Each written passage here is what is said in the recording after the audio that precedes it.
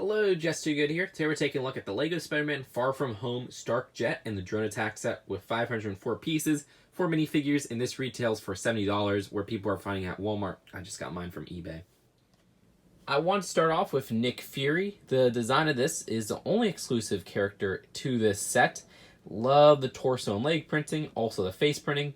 This is the first time we're getting an older MCU Nick Fury since the Helicarrier set, which I did not pick up, so I'm kind of glad to get him in this set with all new printing and whatnot.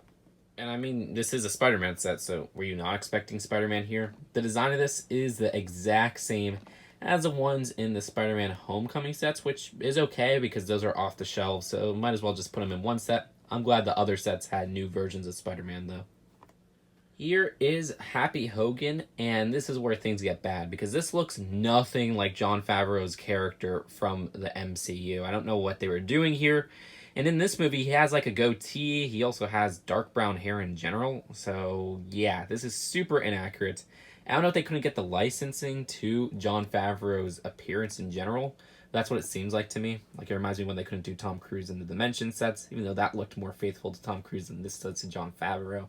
He does have the face print used for that one guy from LEGO Star Wars Resistance in the Major Von Reg set, the main character of the show, which is a newer face print, so it's nice to get another one of those, but it's just not accurate to Happy Hogan, a character we've never gotten in LEGO form before, so I'm really disappointed.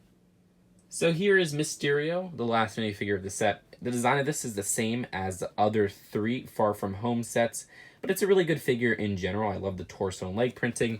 I love this plain head underneath the helmet in that flat silver. Also, the cape coloring is something I haven't really highlighted before, but it looks really cool. That fishbowl piece is a new helmet as well. There's some back torso printing. Only thing I don't like about the figure is that there's these power blasts that don't seem to be an accurate color. Would have been more accurate if it was green. I would have liked an unmasked Mysterio in these Far From Home sets, but I see a lot of people saying, hey, I don't mind getting duplicates of Mysterio because he makes duplicates of himself in the universe, so I guess that makes sense.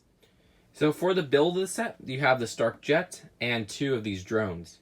So here is the Stark Jet. The design of this, I like the general shaping of, but there's a lot of parts that bother me with it, especially with the exterior. For example, the stickered windows and this random gray streak at the top, which kind of distracts from what is a pretty consistently white build, but we'll get to those in a little bit. To get to the front cockpit, you could easily open up this whole panel here, which is on hinges at the back. Also, I like this printed windshield design. It's nice to get an exclusive print in the sets in general. Looking at the interior, there's about 3 places for minifigures to sit at. There's not really seats, though. They don't use any of the chair pieces. And there's a stickered front control panel, 2 stickered side control panels, and then you have an area for Nick Fury. You have an area right here for Spider-Man, and on the side they do have an area to hold 2 weapons, and those are just on clips on the side of the wall. Those are the 2 weapons that Nick Fury and Happy Hogan had. We also have 2 vials, it seems like. I'm not sure what they are since we haven't seen the movie yet.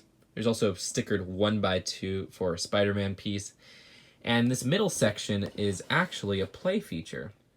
How it works is you attach the web string piece to this 1x2 jumper, have Spider-Man stand on this tile right here, push down on this bumper in the center of the vehicle, and Spider-Man just kind of hangs from the bottom of the jet.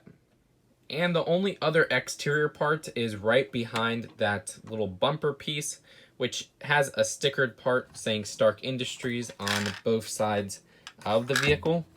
And you can lift up this panel right here. And on the inside, there's bombs, as they say in the description. Very basic builds, not anything really too interesting. But those are just an extra thing that you could put in that center part where Spider-Man was at. And now you could do the same play feature, but instead drop the 3 bombs. And perhaps if you want to remove those 3 bombs, you'll have an extra space or 2 to sit down minifigures, but it doesn't really make any sense in context. Either way, for the general exterior of the vehicle, like I said earlier, there's parts I really don't like. Like these stickered windows, I just think they should have done actual window pieces and maybe expanded upon the volume of the set.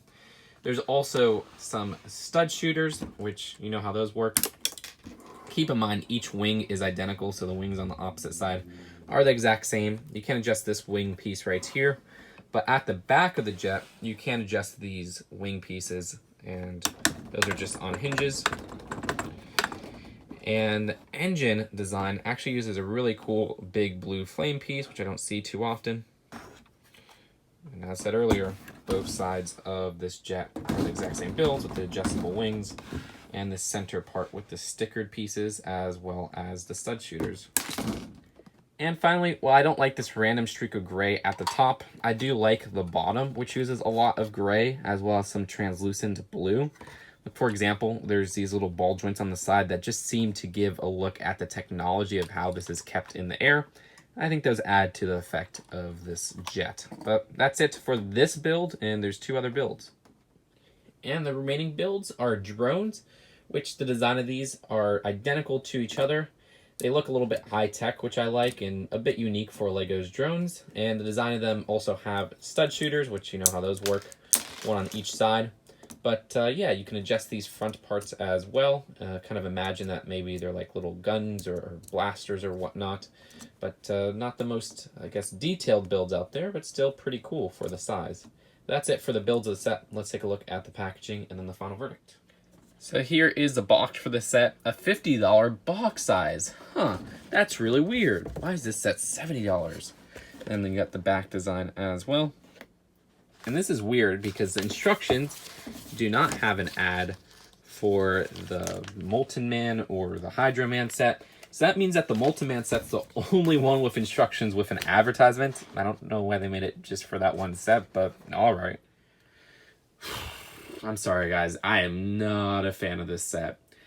It should be $50. If it $50, I would be a little bit more on board with this set, but it's $70 as the MSRP, which I think is a really bad price. Because it seems like they cut corners on the build. Stickered windows, like, come on. The interior is very cramped. There's not even any seat pieces. Like, you just gotta plop them on the ground of the jet. And there's these weird color choices. I mean, specifically, this part stands out with this, like, silver, or sorry, this gray streak, which is distracting from the overall consistent white look of the build. I like the general shaping of the jet. I think the general shaping's fine.